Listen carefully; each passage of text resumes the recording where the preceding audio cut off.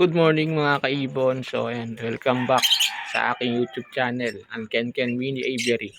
So for today's video ay meron tayong good news. Ayan. Dahil nga meron na tayong papisa doon sa ating wild type. So, yung ating back to back na wild type. So yung huling silid ko dito mga kaibon, meron silang 5 itlog. Tapos na-kending natin. So lahat ng itlog nila ay fertile. So napansin ko isang araw na nagpisa na pala sila. So tara silipin natin. So meron silang isa. So hindi ko lang sure ngayon kung nadagdagan pa.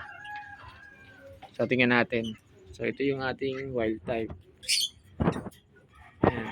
Ito yung cock, yung hen sa loob. So ayan.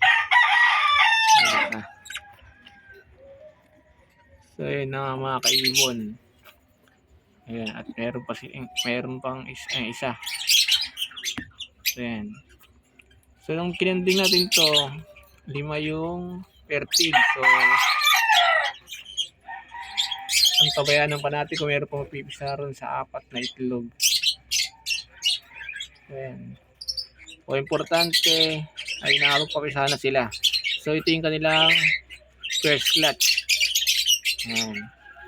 Saka ito rin yung ating kauna-unahang wild type na back to back dito sa ating ibunan.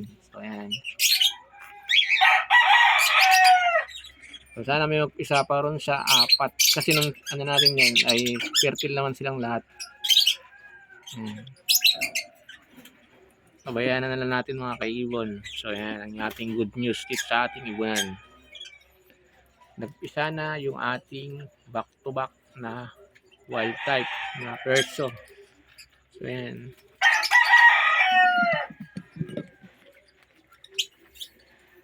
So ayan, hanggang dito lang muna yung ating update mga kaibon.